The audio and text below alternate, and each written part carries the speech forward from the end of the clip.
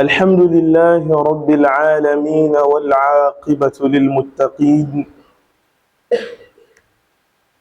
ولا عدوان إلا على الظالمين،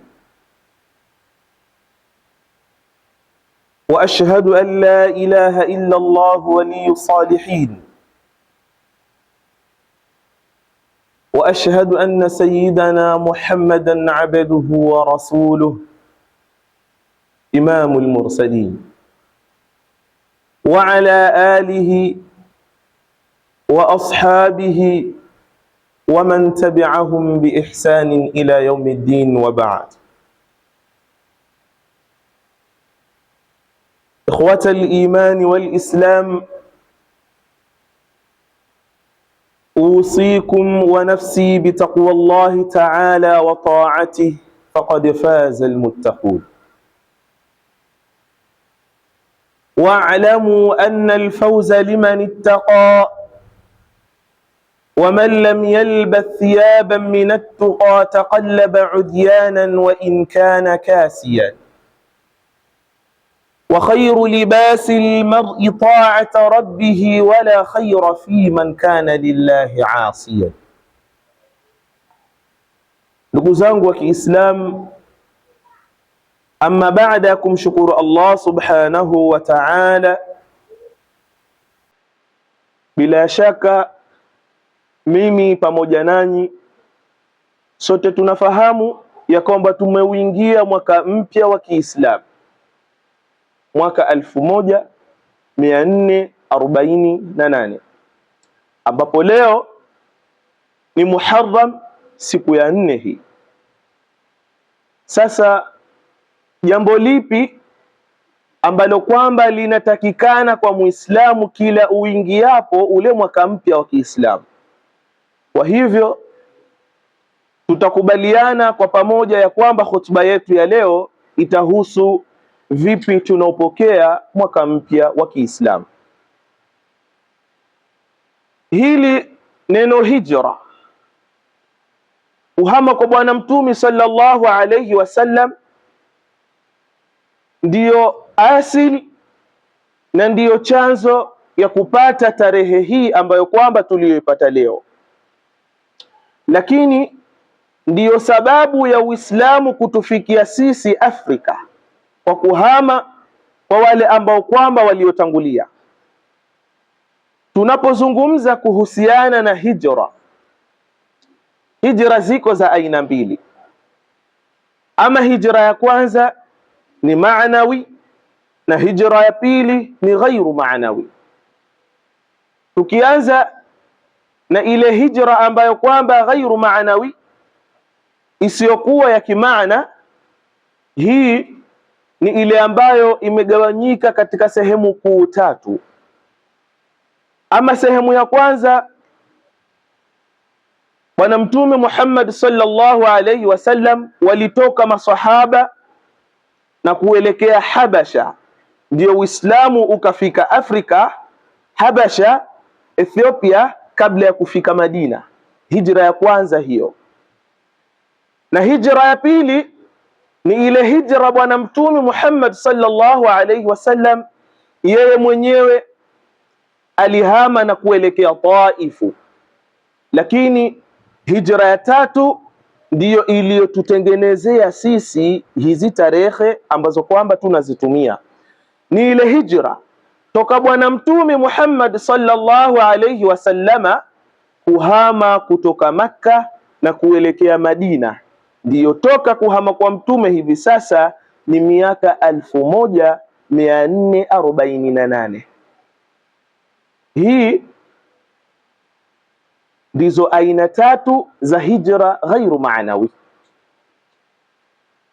Sasa siku ya leo hatutazungumzia hizi, tutazungumzia aina ya hijra, ambapo tukizungumzia hijra kama hijra, wanasema wanazuoni al-intiqalu min al-makani ila akhiri, ni kule kugura ama kule kutoka sehemu moja kuelekea sehemu nyingine. Pale tutasema mtu yule amehama, kama ilivyo tafsiri yetu katika jamii yetu ya sasa, mtu atakapotoka kutoka sehemu fulani na kuelekea sehemu nyingine tutasema amehama, au min halin ila hali, mtu kutoka katika hali moja kuelekea katika hali nyingine tutasema mtu huyo amehama, imma katoka katika umaskini akaelekea katika utajiri, au min almaasiya, kutoka katika maasi ila tauba, mpaka kuelekea katika radhi zake Allah na toba ya kweli, basi mtu huyo tutasema amehama. Sasa tukizungumzia hijra ambayo kwamba ni maanawi, ile ya kimaana, nayo imegawanyika katika sehemu tatu, lakini kwa siku hii ya leo tutazungumzia ile sehemu moja tu, ambapo wanasema wanazuoni, jambo la kwanza katika hijra hii, as'al nafsaka, kwanza iulize nafsi yako. Leo tutadili na hapa. Kabla ya kuendelea katika hili, tufahamu ndugu zangu, tupo katika mwezi uliokuwa mtukufu, ambapo kwamba Allah subhanahu wa ta'ala juu ya haki na juu ya ubora ya mwezi huu anaelezea ya kwamba inna iddata shuhuri inda Allahi 12 shahra, mpaka mbele Allah subhanahu wa ta'ala akasema minha, katika hiyo miezi 12 ambayo Allah subhanahu wa ta'ala aliiumba, basi minha 4 hurum, ndani yake pana miezi 4 iliyokuwa mitukufu, iliyokuwa mizuri. Ukifanya ndani yake amali zilizokuwa za kheri, basi utalipwa malipo zaidi na zaidi. Na miongoni mwa miezi hiyo iliyokuwa mitukufu, basi huu tulionao Muharram ni mwezi ambao kwamba ni mtukufu. Allah hakuishia hapo, akaendelea mbele akasema, fala tadhlimu fihinna anfusakum, wala musijidhulumu ndani ya miezi hiyo nafsi yenu, ama hizo nafsi zenu. Allah anamaanisha nini? Allah subhanahu wa ta'ala anatuelezea kuhusiana na ubora wa miezi iliyokuwa mitukufu, lakini anatuelezea kuhusiana na utukufu uliokuwepo ndani ya miezi hiyo, ikisha kwa kutuonea huruma akasema tusidhulumu nafsi zetu katika hii miezi. Jambo gani tunatakikana kufanya ili kuupokea huu mwaka wa Kiislamu? Tutarudi katika maana ya hijra ya kimaana. Uliza nafsi yako. Allah subhanahu wa ta'ala, baada a'udhu billahi minash shaitani rrajim, wa nafsin wa ma sawaha فألهمها فجورها وتقواها قد أفلح من زكاها. Allah subhanahu wa ta'ala juu ya suali hili ambalo kwamba mimi nawe tunajiuliza, tutaupokea mwezi huu Muharram, tutaupokea mwaka huu mpya wa Kiislamu kwa kuiuliza nafsi yetu.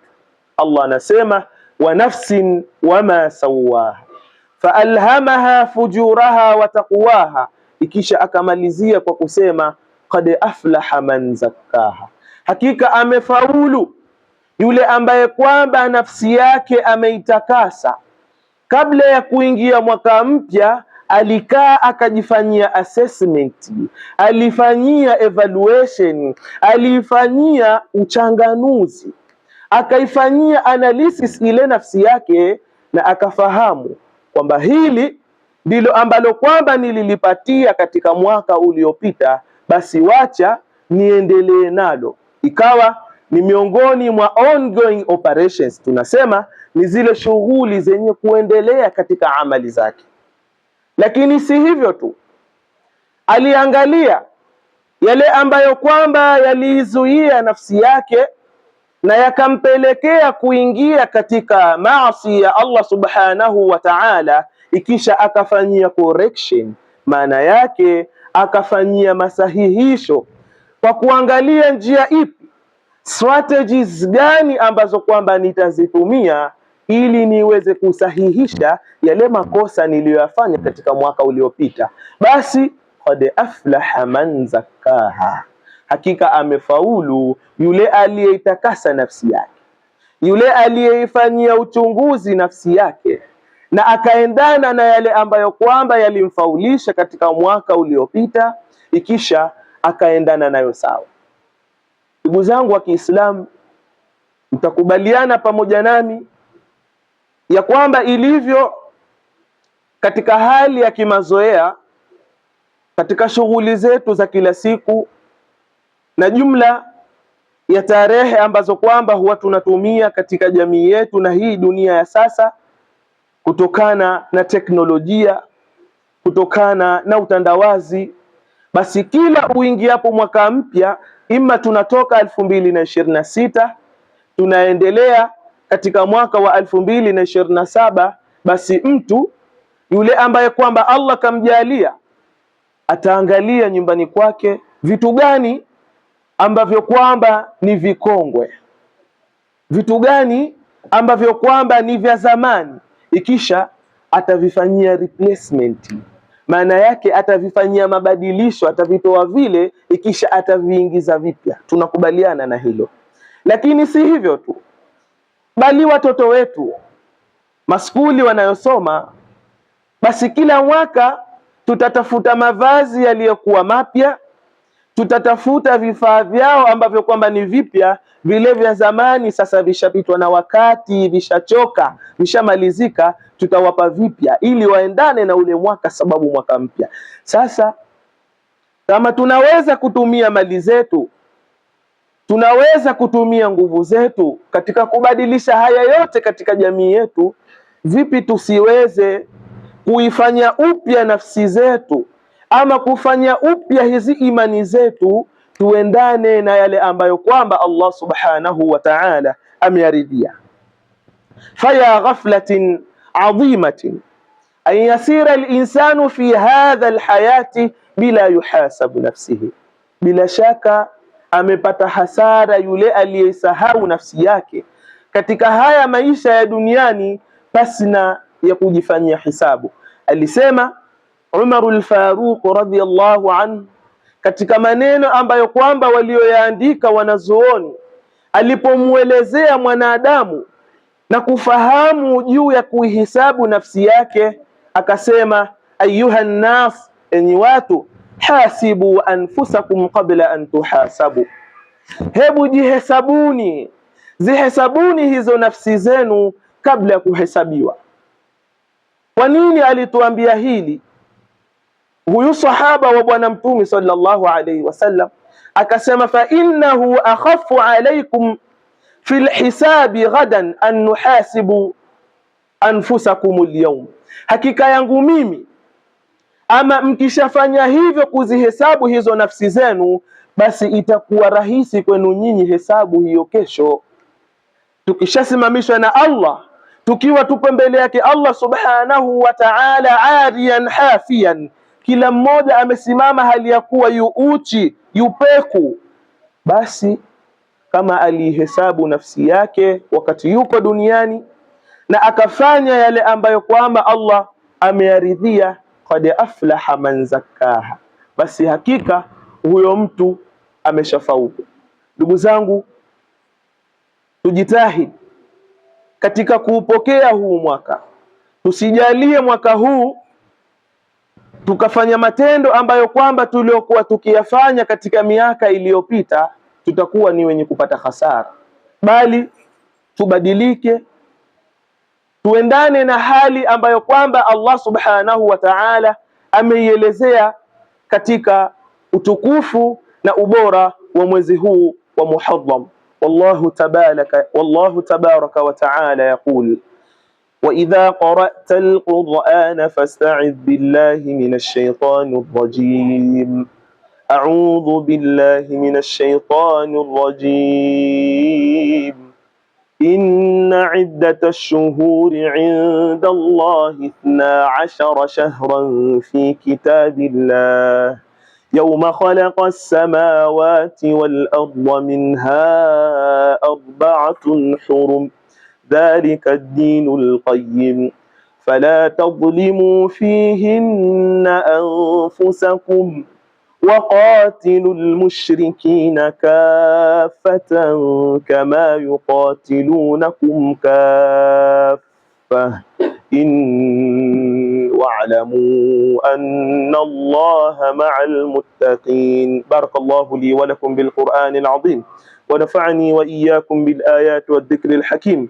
أقول قولي هذا واستغفر الله العظيم لي ولكم فاستغفروه فيا فوز المستغفرين ويا نجاة التائبين. ادعوا ربكم وأنتم موقنون بالإجابة.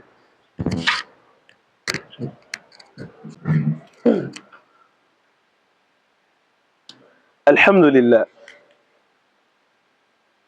الحمد لله الذي كان وهو على ما كان قبل الخلق مكان، لم يتغير عما كان وعلم ما كان وعلم ما يكون وعلم ما لا سيكون لو كان كيف كان يكون.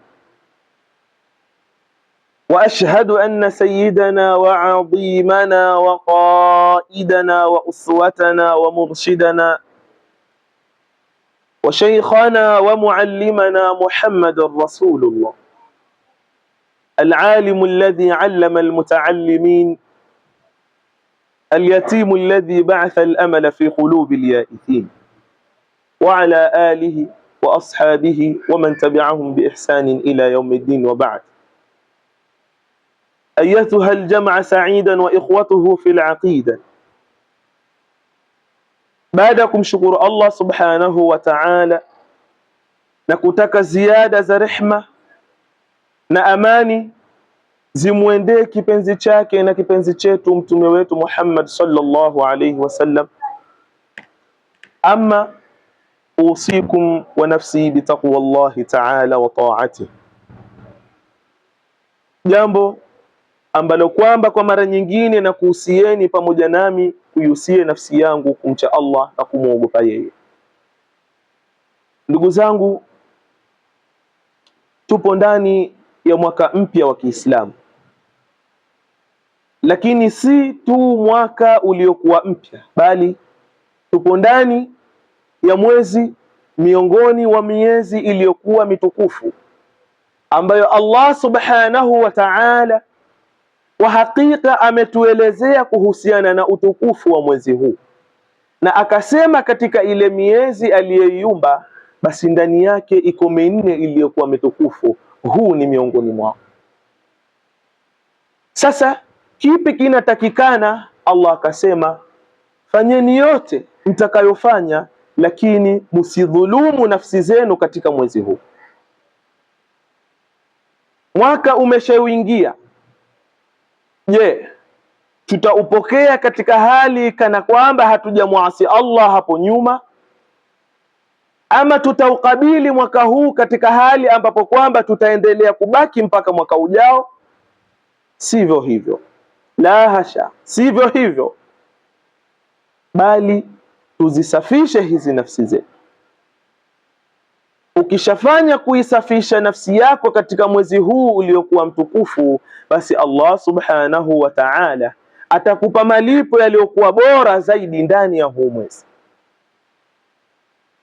Lakini ukipa hasara nafsi yako, ukafanya mambo ambayo kwamba Allah hayampendezi, basi kupitia hilo Allah atakuandikia mabaya zaidi, ama ule ubaya utakaofanya utakuwa ni muovu zaidi, sababu umeufanya katika mwezi uliokuwa mtukufu. Lipi tunatakikana? Naam, tunalotakikana ni kuzihesabu hizi nafsi zetu kabla an tuhasabu, kabla hazijaenda kuhesabiwa. Mtu atauliza madha uhasibu nafsi, atauliza vipi, katika hali gani nitaweza kuihesabu nafsi yangu? Sawa, tunatakikana tuzihesabu nafsi zetu. Allah kashasema amefaulu yule aliyetakasa nafsi yake. Nipo katika mwezi uliokuwa mtukufu, nataka niusafishe huu moyo wangu, niifanye safi hii nafsi yangu. Sasa vipi nitaweza kuisafisha? Vipi nitaweza kuihesabu? Wanazuoni wakatuwekea mikakati, wakatuwekea taratibu, wakatuwekea njia ambazo kwamba mtu anaweza akakaa akajiuliza nafsi yake, ikisha yeye mwenyewe binafsi akapata majibu namna ya kuhesabu nafsi yake. Jambo la kwanza, hasibu ala furudhika wa salawatika. Kwanza ihesabu nafsi yako juu ya ibada zako na mambo yako ambayo kwamba umefaradhishwa uyafanyie wewe kama Muislamu. Hal addaituha kama yanbaghi am qasarta biha, je, hizi ibada zangu ninazifanya kana kwamba vile ilivyotakikana? Je, ninafanya hivyo? Hal addaituha kama yanbaghi, je, ninazifanya hivyo kama inavyotakikana? Am qasarta biha, au ninazipunguza, ninazinyongesha? Utapata jibu katika nafsi yako. Hasibha ala amwalika wa nafaqatika, hesabu nafsi yako juu ya mali zako na yale machumo yako ya riziki ambayo kwamba Allah subhanahu wa ta'ala anakupatia. Hal iktasabtaha fima yarda Allah min halalin, je, zile riziki zangu ama zile mali zangu ninazitumia, ninazichuma kutokana na halali, au mpaka nikamkabe mtu, au mpaka nikamdhulumu mtu, au mpaka niende sehemu niingize uongo fulani ndo niweze kupata? Wa hal anfaqtaha fima yarda Allah, na je, hivyo nikishapata hizo riziki zangu, je, ninaenda kuzitumia katika yale ambayo kwamba Allah subhanahu wa ta'ala anayaridhia? Au hizi pesa zangu ninazipeleka katika betting, ninaenda kubeti?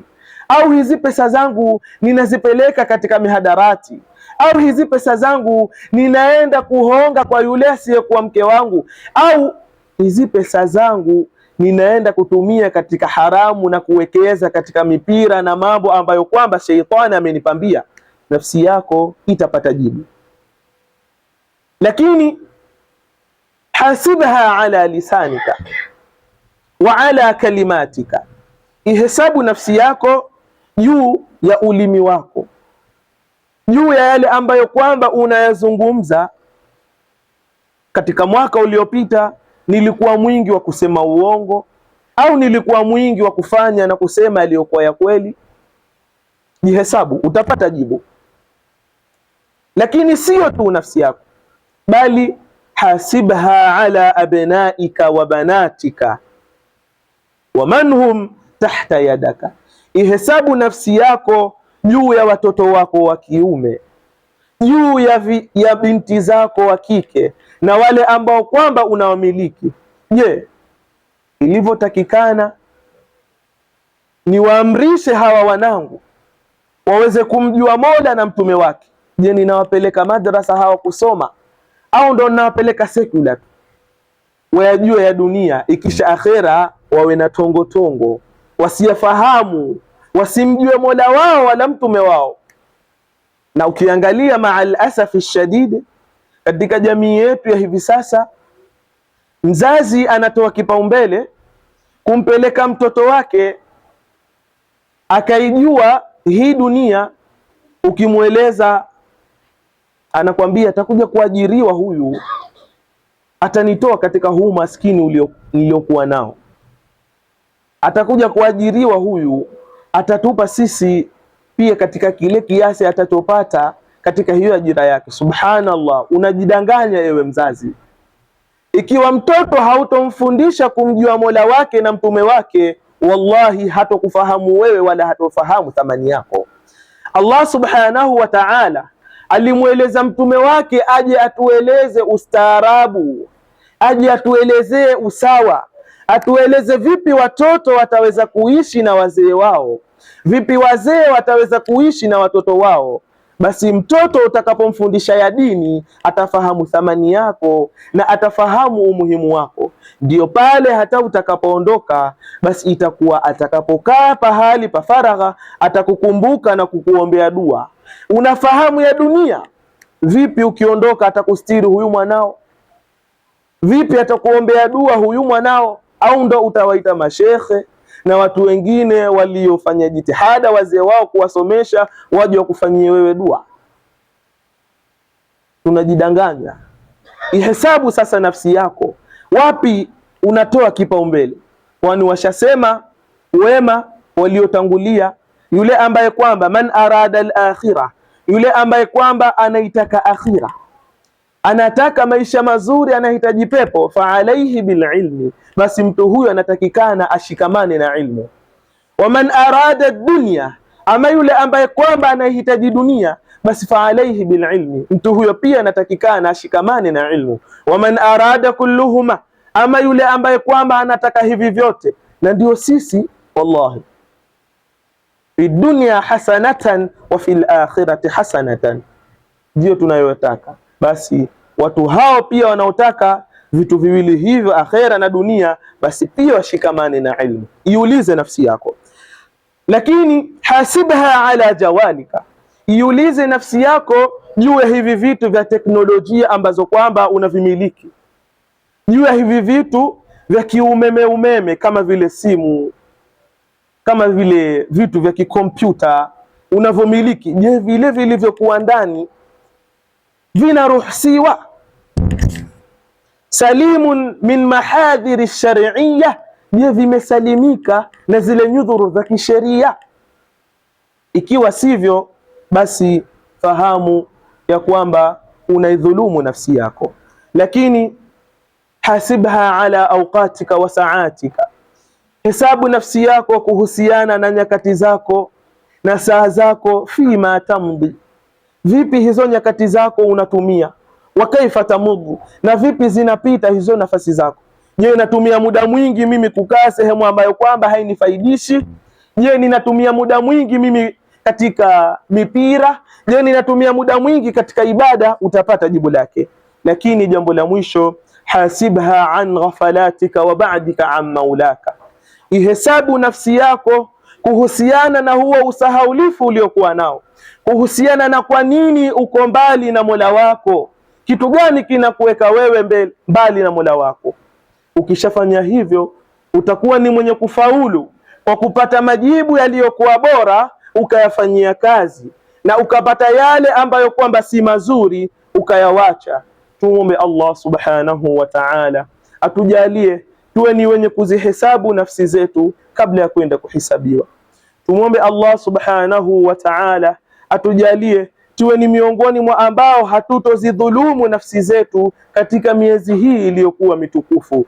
Lakini tumwombe Allah subhanahu wa ta'ala atujalie baraka na neema na maghfira na saada, sisi pamoja na familia zetu pamoja na majumba zetu, katika mwaka huu mpya uliokuwa wa Kiislamu.